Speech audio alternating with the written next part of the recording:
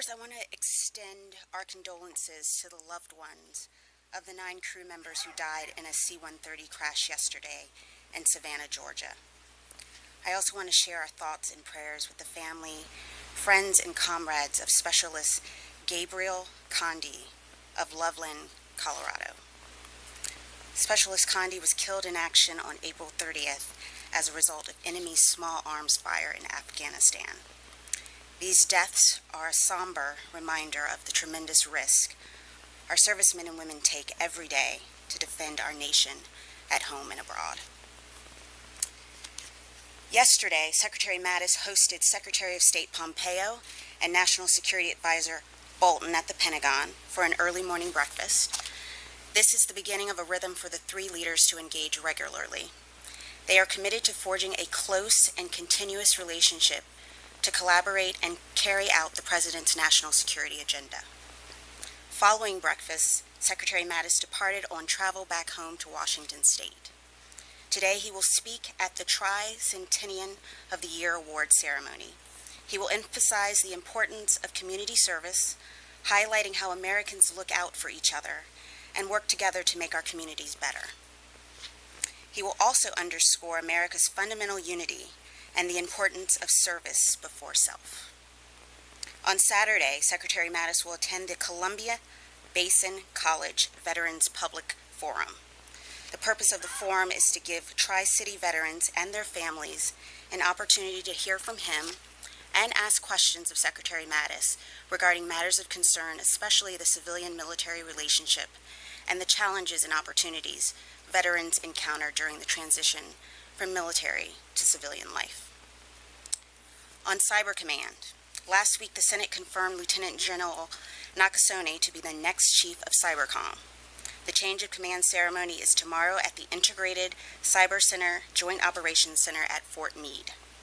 Deputy Secretary of Defense Pat Shanahan will preside over the Cybercom portion of the ceremony.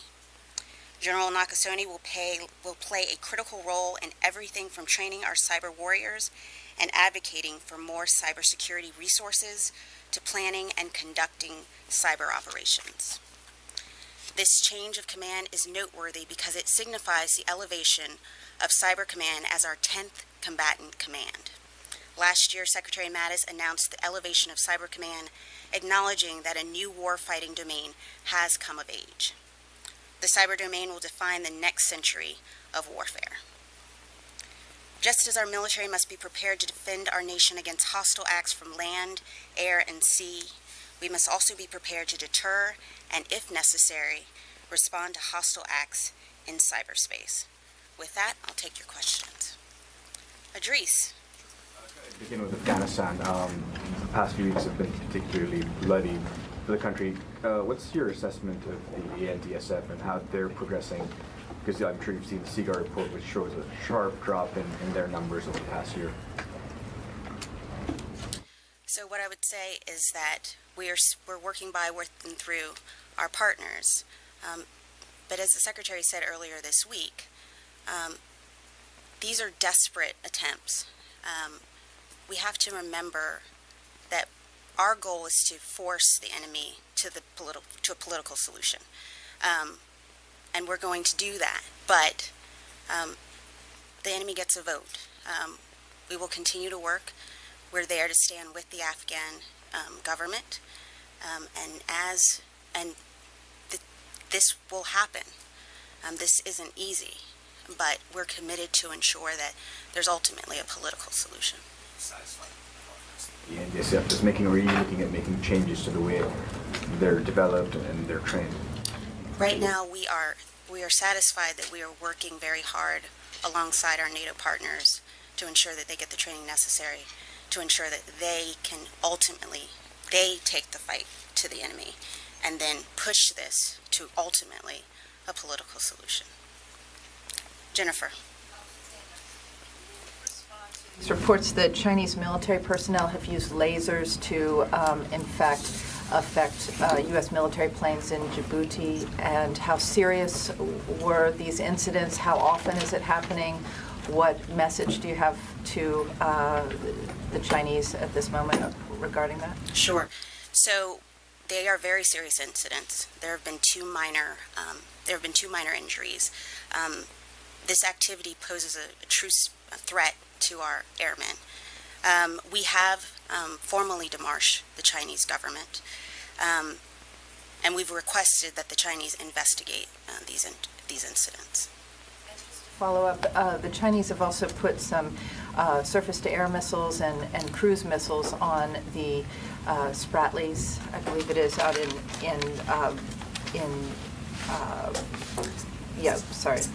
Spratlys, sorry?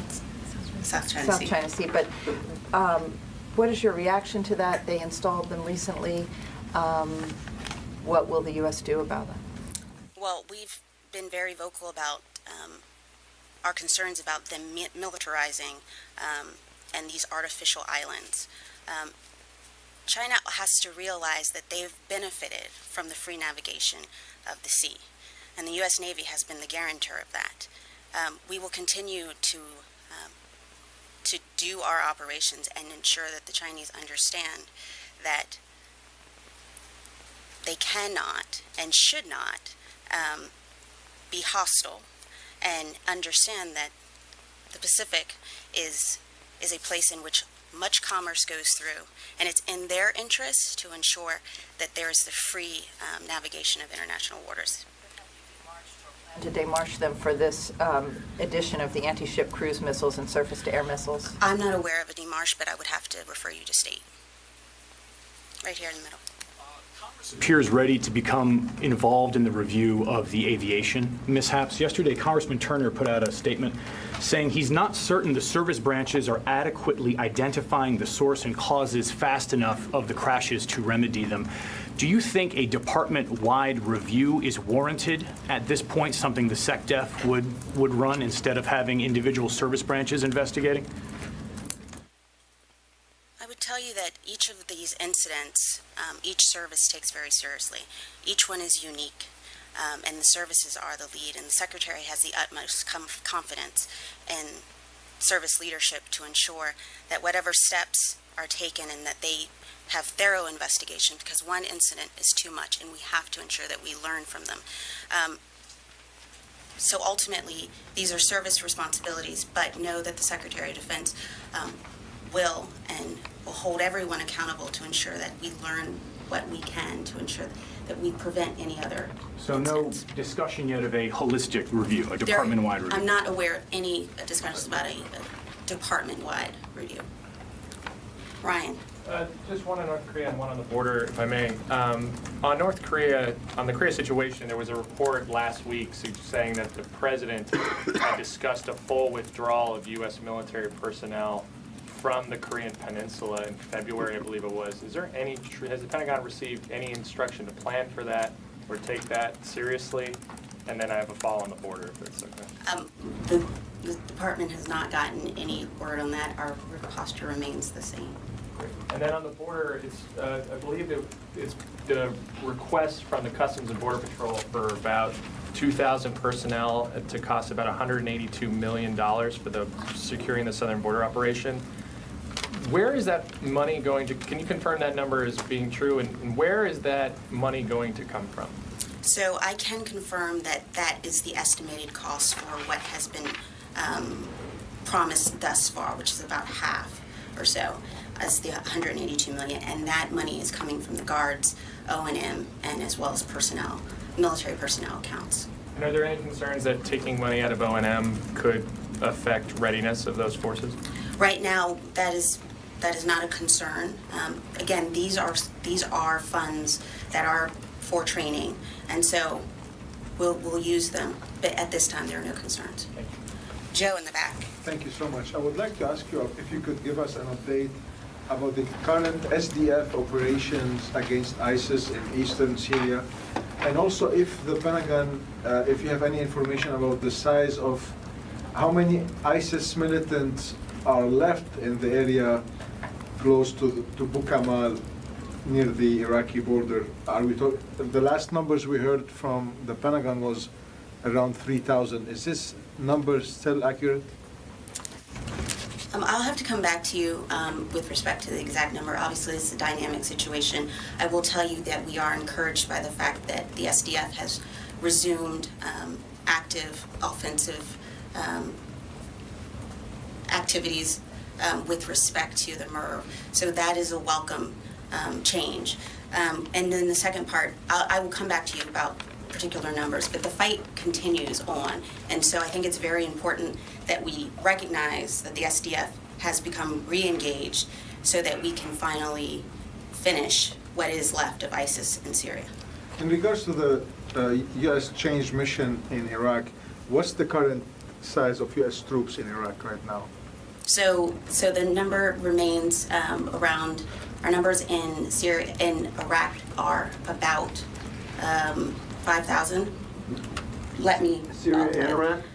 He said Iraq. You said Iraq, yeah. in Iraq. So that's where we are. It's, it changes. It's approximately that. Do you know if this number is going to be decreased? The number is approximate, as we've said in the past, that the composition of those forces will change. They may go up and they may go down, but the approximate number is still the 5,000. Thank you. Hans. If I could just go back to the laser incidents in Djibouti. How confident are you that it's the Chinese that are pointing these lasers? And you said 2 with minor injuries. Could you give us an overall total of how many incidents there have been? I don't have a total number, but I will tell you those were 2 minor injuries. It's enough that we're concerned that we demarched them. And we've asked them to investigate it. It's a serious matter, and so we're taking it very seriously. And you're confident that it's Chinese nationals that are doing this? We're confident. Tom. On that as well as Jennifer. So, 2 questions. One, and this is not being snarky despite my reputation. What does minor injuries mean? Is that anything like slightly pregnant? Or, and also, could you refresh our memory, my memory anyway, on the objections the Pentagon may have placed with the Djibouti government when China announced it wanted to China wanted to locate its first overseas base near the U.S. base? So with respect to the 2 minor injuries, I will have to come back to you on the specifics of that. In terms of objections, these are sovereign questions. The Djibouti government is free to work with whom they want to. Our concern is the safety of our service members, and so we have raised the issue with China, and we expect China to investigate it thoroughly. Thanks. Goyle. Thank you, madam. 2 questions, please. One, what is the future of 2+2 between U.S. and India? It was cancelled or postponed. So it was postponed, and so we will work with state now that Secretary Pompeo is in the seat to look to reschedule that in the near future. And second question, as far as going back to Afghanistan, bombings keep going on there, and people are still scared, and they don't know what is their future in Afghanistan. So my question is that Afghan government and people still keep blaming Pakistan as far as terrorist activities are concerned there. How much now you think Pakistan is cooperating with the U.S. in Afghanistan? In Afghanistan, one, we have to remember that the Taliban and ISIS, their motive is to scare people. It's fear, and they are purposely targeting voting registration. That is what they're doing in order to ensure, because they can't win at the ballot box. So with respect to Pakistan, we have opportunities with Pakistan. We think Pakistan can do more, and we'll look to them and work with them to find opportunities to further regional security. And madam, do you have any new directions as far as Afghanistan is concerned to bring the situation under control, compare in the past? Anything new? We've been doing this for nearly 17 years. This is not an easy part of the world, but we are committed. The President showed his commitment by announcing the South Asia strategy. We have regional partners who are leaning in, to include India, to help. And so we will continue to work by, with, and through our partners to secure the area, but we are here to help the Afghan government stand up and secure their own territory. That's our role. I was going to ask, as far as the role of India, what role do you think you want India to play now?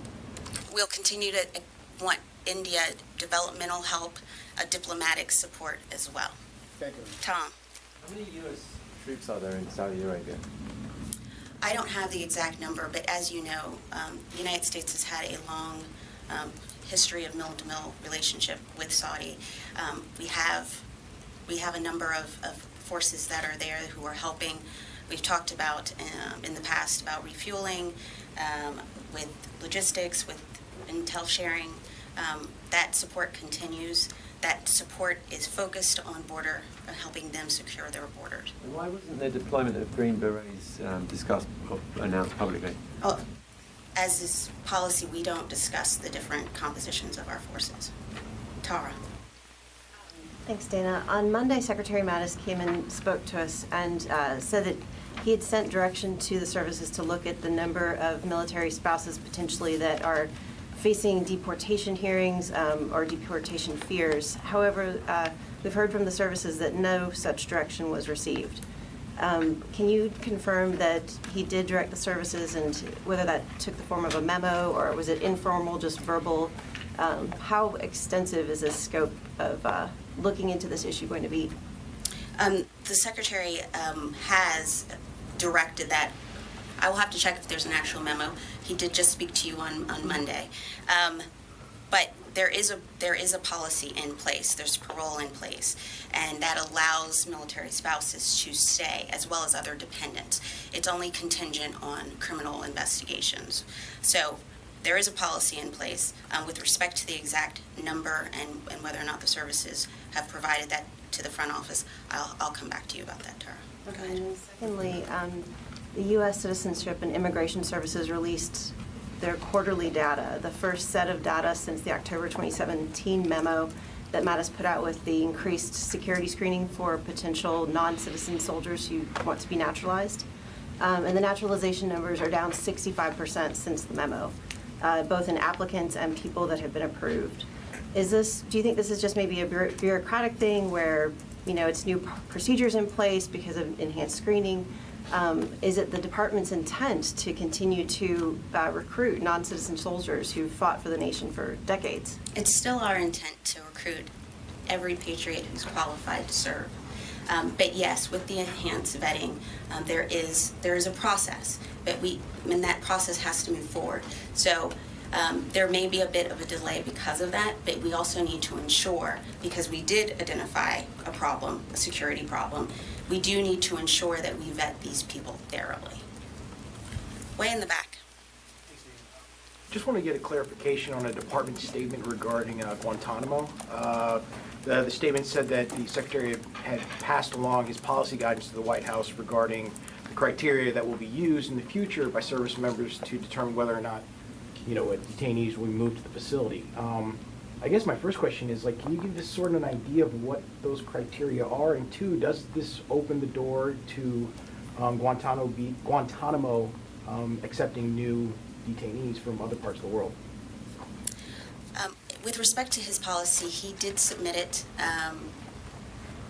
right now, and ultimately the White House will decide how we move forward with the policy, and we'll make those announcements. But as it is, our policy is that we are trying to encourage countries to take back their citizens. We will continue to push that because it's important. We have a coalition. Violent extremism is a global problem, and we need global action, and therefore we need nations to accept their citizens back. Janie.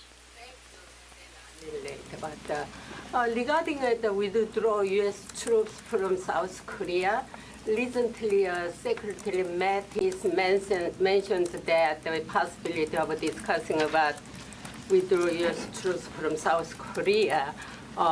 Is that true if peace treaty talk, after peace treaty talk between North and South Korea, what is the U.S. position on these issues? Well, the Secretary has said that it is he's cautiously optimistic by what we've seen in the last week or so. But our mission remains the same. Our posture hasn't changed. We are in a position to ensure that our diplomats can achieve the president's goal, which is the irreversible, verifiable denuclearization of the Korean Peninsula. But I believe the president said stay tuned, so I will also stay tuned. Elizabeth. Will DOD have a role to play if those American hostages are released from North Korea? Again, I think we have to let our diplomats lead. We will support the State Department in any capacity that they ask. But again, I think we have to wait and see. Jeff. Thank you. The Secretary said earlier this week that the Taliban is on its back foot. Can the Defense Department provide any data, any metrics to show that the Taliban have lost ground in the past year?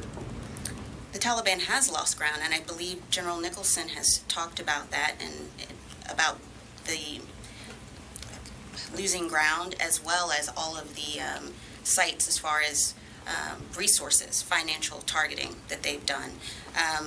So they have lost ground, and I think you can see by the fact that their attacks have been more spectacular, and they've killed more civilian innocent lives, shows that they're desperate.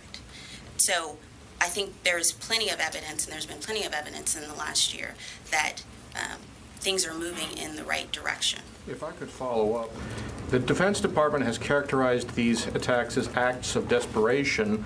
What made you conclude that as opposed to the Taliban and ISIS adopting a more effective tactic? I say that because they're losing ground. The number of provinces that have governance is increasing. We say that they're desperate because people take drastic measures in which you're killing innocents. You're targeting people who are simply trying to vote because you don't have another method. So, as the Secretary said earlier, they need something spectacular so that media shows it, so that they can get attention, because they're not capable of convincing the people that they are a viable option. Aaron. Just to go back to Djibouti for a second, I know you said you didn't have the exact number of incidents on hand, but is it safe to say this is more than a 1 or 2 incident? It is. I'd say a small number. There have been separate incidents.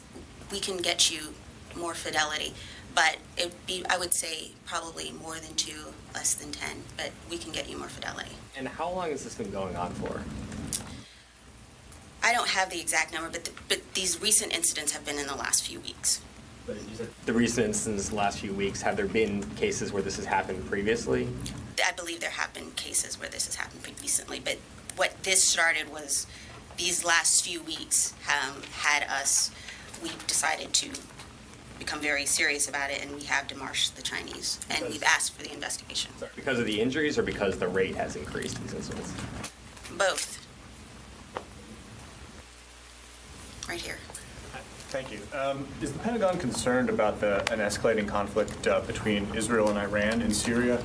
And if so, what would the U.S.'s role be? We are concerned about the fact that Iran continues to be a malign influence in the region, that Iran continues to destabilize the region, that it uses its proxy forces to undermine stability in the region. And that's whether you're talking about Hezbollah or whether you're talking about the Houthis. That is our concern. Wherever Iran is, chaos follows. And so therefore, in Syria, it's a complex battle space. And what Iran continues to do will continue to be a concern. What would what would the U.S.'s role be in that if the conflict escalates there between those two countries? I'm not gonna. The United States and its coalition partners always reserve the right of self-defense. But in Syria, our mission continues to be the lasting defeat of ISIS. Thank you. Yeah, we got time for one. Okay. Travis. Do you have any idea of what China's motivation is for directing these lasers on U.S. aircraft? Is it just to disrupt operations, or is there something else beyond I'd that? have to have you ask the Chinese about their motivation. serious, and we take it seriously, and it's why we demarched them. Okay, one more. Way in the back. Going back to the crash that happened yesterday, can you talk with me about what the Pentagon's doing in terms of investigating things like this? Because we've seen, is it a maintenance issue, is it a training issue, or is it something that you guys are looking at from different aspects? We're with this particular incident, we're looking at all aspects, and that's what we do for any of these incidents, whether it's training or mechanical. That's our responsibility. So this is still under investigation, and so once we know more, we can provide more details. Just a follow-up on that. Mm-hmm. 7 crashes over the past month, killing 16 American service members. How concerned is Secretary Mattis? Doesn't there need to be some kind of blue ribbon panel to investigate all these crashes? Secretary is concerned about any incident in which a service member's life is lost. Each service and each of these incidents are unique. You missed this earlier, but each incident is unique and unique to the service. And the platform. And so it's very important that we think about it in that regard. Does it concern us? Listen, we lost a lot of time being on CRs for several years, and you can't buy the time back.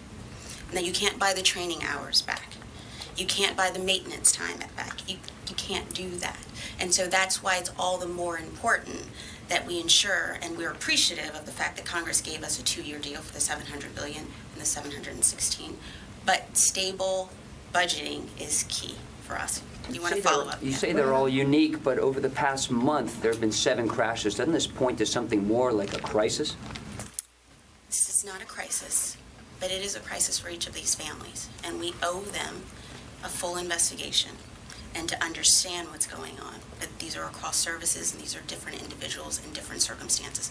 And I can guarantee you, each service and the Secretary will do a thorough investigation to ensure that we're doing everything we can to ensure this doesn't happen. Yeah. So thank you. Thank you. One last follow on that. Would you mind if I have another? Yemen. Okay, on Yemen. Thank you. You know they're going to Thank you so much. What are you doing? Do you know what's the number of U.S. Special Forces inside Yemen? And if you have any comment on the New York Times story that U.S. commandos, Green Berets, are helping the Saudis to counter rebels inside Yemen? One, we won't talk about whether the composition of our forces, but as I said, the mill-to-mill relationship between the U.S. and Saudi Arabia is robust, and we are there, and we are helping them with securing their border. That is our mission, and that's what we'll continue to do. Thank you. One last follow on the crash.